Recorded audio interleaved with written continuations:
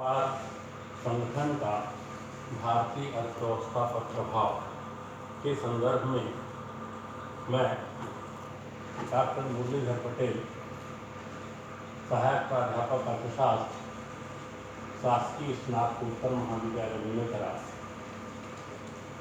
छात्रों के लिए उपयोगी कुछ मटेरियल जो है प्रदान कर रहा हूँ। विश्व व्यापार संगठन की स्थापना से पूर्व वैश्विक स्तर पर 1947 में 23 राष्ट्रों ने मिलकर गेट की स्थापना की थी। इन 23 राष्ट्रों में भारत भी सम्मिलित था, अर्थात भारत गेट का एक संस्थापक सदस्य था। 1994 तक के गेट के सदस्यों की संख्या बढ़कर 118 हो गई। गेट का आशय है the general agreement of trade and traffic. यह जो संस्था है वह मोस्ट फेवरेट नेशंस की अवधारणा को लेकर काम करती थी। मोस्ट फेवरेट नेशंस की अवधारणा का तात्पर्य यदि किसी गेट के राष्ट्रों में से एक राष्ट्र के द्वारा किसी दूसरी अर्थव्यवस्था को लाभ पहुंचाने हेतु व्यापार की शर्तों में ढील दी जाती है तो उसका लाभ जो है गेट में सम्मिलित समस्त राष्ट्रों को होगा। तो यह अवधारणा निर्धारित की गई थी और इसी के अनुसार गेट जो है काम कर रही थी। 1 जनवरी 1995 को गेट के स्थान पर WTO की स्थापना की गई, विश्व व्यापार संगठन की स्थापना की गई और वर्तमान में WTO के सदस्यों की संख्या 160 है। विश्व व्यापार संगठन का भारतीय अर्थव्यवस्था पर जो प्रभाव पड़ रहा है उसका अध्ययन हम अर्थव्यवस्था के कुछ भागों पर देख सकते हैं। पहला, भारतीय उद्योगों पर विश्व व्यापार संगठन के समझौतों का प्रभाव। भारतीय उद्योगों पर विश्व व्यापार संगठन का प्रभाव बड़ा गंभीर है। WTO के कारण, WTO के समझौते के कारण भारत को आयात शुल्क में कमी करना पड़ा,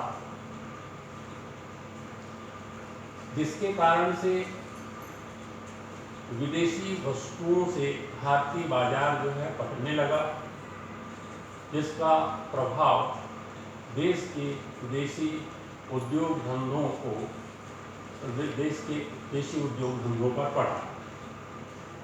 इसी तरह से WTO के समझौते के कारण से ही आयात पर लगाए गए जो मात्रात्मक प्रतिबंध थे उन्हें हटाना पड़ा, जिसके कारण से राष्ट्र में निर्बाध रूप से विदेशी वस्तुओं का आयात जो है होने लगा और अर्थव्यवस्था चौपट होने लगी। भारत द्वारा 2700 वस्तुओं पर लगाए गए मात्रात्मक प्रतिबंध हटाए गए।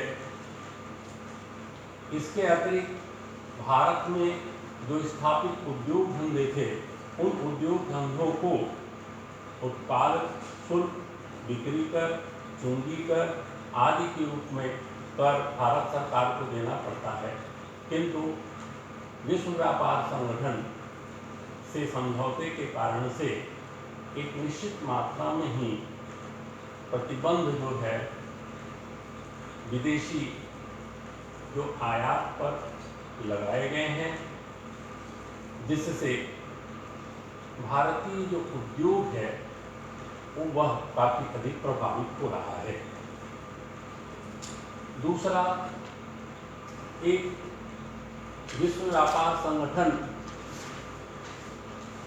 से समझौतों के कारण से पुरानी कारों के आयात को स्वीकृति दी गई है। पुरानी कारों के आयात की स्वीकृति के कारण से देश के जो ऑटोमोबाइल उद्योग हैं इन पर गहरा प्रभाव पड़ा है। राहुल बजाज ने इसे राष्ट्र विरोधी निर्णय कहा है। जापानी कारों ने न्यूजीलैंड के कार उद्योगों को तबाह कर दिया है, यह एक उदाहरण है। जनरल मोटर्स के प्रबंध निदेशक रिचार्ड स्वानो ने पुरानी कारों के आयात पर 100% आयात शुल्क लगाने का समर्थन किया है ताकि देश के अंतर्गत ऑटोमोबाइल्स इंडस्ट्री जो है वह बचा रहे। तीसरा है चीनी वस्तुओं के आयात पर प्रभाव। चीनी वस्तुओं के आयात का प्रभाव, जैसा कि हम सब जानते हैं कि वर्तमान में भारतीय अर्थव्यवस्था के अंतर्गत चीनी वस्तुओं का आयात बड़ी मात्रा में हो रहा है। चीन भी विश्व व्यापार संगठन का एक सदस्य है। इसके नाते व्यापार जो है वह चीनी वस्तुओं के आयात के लिए खुला हुआ है। भारत में बड़ी मात्रा में चीनी वस्तुओं का आयात ही नहीं बल्कि डंपिंग हो रहा है, ऐसा कहा जा सकता है। सस्ती कीमत पर चीनी वस्तुएं जो है भारतीय बाजार में आ रही हैं, जिससे देश के उद्योग धंधे पूरी तरह से तबाह हो रहे हैं। चीनी वस्तुओं का अवैधानिक रूप से भी आयात नेपाल के रास्ते हो रहा है, जिसके कारण से भी अर्थव्यवस्था के अंतर्गत जो देशी उद्योग धंधे हैं वो प्रभावित हो रहे हैं। चौथा, लघु एवं कुटीर उद्योगों पर प्रभाव। भारत का लघु एवं कुटीर उद्योग एक बड़ा महत्वपूर्ण उद्योग है। कुल निर्माण में लघु उद्योगों का हिस्सा 40% है। कुल औद्योगिक क्षेत्रों में जो रोजगार निर्मित होता है उस निर्मित रोजगार का 50% रोजगार लघु एवं कुटीर उद्योग प्रदान करता है और विदेशी निर्यात में कुल उत्पादन का जो हिस्सा है वो लगभग 33% है। लघु और एवं कुटीर उद्योगों के लिए शासन की ओर से अनुदान सहायताएं जो है प्रदान की जाती थी। इसके संदर्भ में विश्व व्यापार संगठन के समझौते के तहत यह प्रावधान किया गया है कि लघु एवं कुटीर उद्योगों को किसी भी तरह की सहायताएं प्रदान नहीं की जाएगी। इसलिए इन उद्योगों को न केवल देश के बड़े उद्योगों से बल्कि विदेशों के जो बहुराष्ट्रीय कंपनियां हैं उनसे प्रतिस्पर्धा करनी पड़ रही है, जिसके कारण से लघु एवं कुटीर उद्योगों का देश में अस्तित्व समाप्त होने के कगार पर आ गया है, जो रोजगार, आय और निर्यात के रूप में एक महत्वपूर्ण भूमिका निभा रहा था। चौथा, कृषि के क्षेत्र पर प्रभाव। भारतीय जो कृषि है वह परंपरागत है। कृषि में देश के लोगों को एक बड़ा रोजगार प्राप्त होता है। इसके संदर्भ में विश्व व्यापार संगठन से यह समझौता किया गया है कि विकासशील राष्ट्र जो है अपनी जो कुल कृषि पर दी जाने वाली सब्सिडी है 10 वर्षों में 13% अनुदान कम करेंगे। विकसित राष्ट्रों के संदर्भ में यह नियम बनाया गया कि विकसित राष्ट्र 6 वर्षों में 20% अपना कृषि अनुदान कम करेंगे। अल्पविकसित अर्थव्यवस्था के द्वारा कृषि पर दिया जाने वाला जो अनुदान है उसको घटाया जा रहा है, किंतु विकसित अर्थव्यवस्थाओं के द्वारा अलग अलग नामों से, जैसे ये कहा जा सकता है ग्रीन बॉक्स और ब्लू बॉक्स के नाम पर कृषि क्षेत्र को अपना अनुदान बड़ी मात्रा में जारी किए हुए हैं।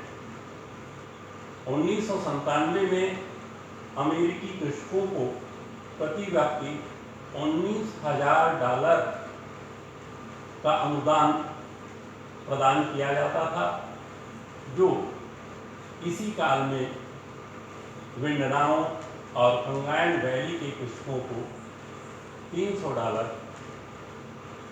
के करीब अनुदान दिया जाता था।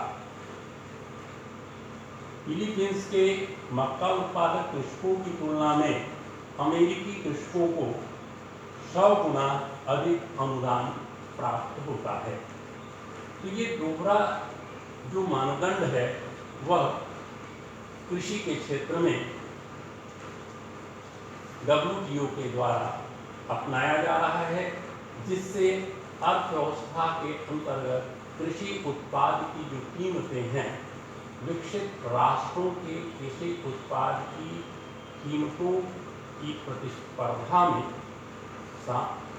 बराबरी नहीं कर पाती और कृषिगत वस्तुओं का निर्यात जो है वह निरंतर कम हो रहा है।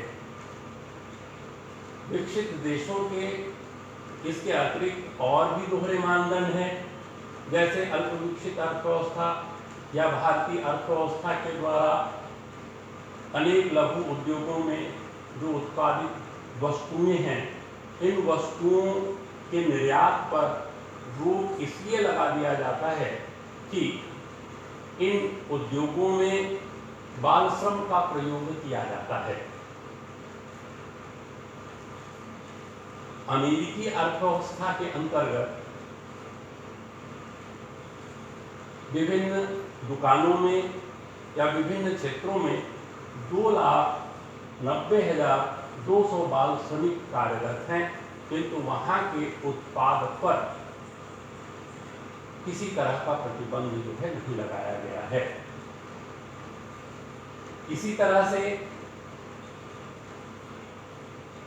भारत के जो टेक्सटाइल उद्योग पर विकसित राष्ट्र प्रतिबंध लगाए हुए हैं, जिससे भारत के जो कुशल टेक्सटाइल उत्पाद विकसित अर्थव्यवस्थाओं के बाजारों तक नहीं पहुंच पा रहे हैं। एक बड़ा ही विवादास्पद जो है एक समझौता है, जिसमें यह कहा गया कि WTO के शर्तों के अनुसार यदि US कांग्रेस विवाद निपटारे हेतु जो सर्वोच्च संस्था है अमेरिकी हितों के विपरीत फैसला देता है, तो USA के न्यायाधीशों द्वारा इसकी समीक्षा की जाएगी और समीक्षा के उपरांत ही इस प्रकरण का निपटारा किया जाएगा। संक्षेप में यह कहा जा सकता है कि विश्व व्यापार संगठन का भारतीय अर्थव्यवस्था पर गहरा नकारात्मक प्रभाव पड़ा है, चाहे वह उद्योगों पर हो, चाहे वह लघु एवं कुटीर उद्योगों पर हो, कृषि के क्षेत्र पर हो। हमें इसकी समीक्षा करनी चाहिए और समीक्षा करके इन विपरीत प्रभावों को रोकने हेतु आवश्यक प्रयास किए जाने चाहिए। धन्यवाद।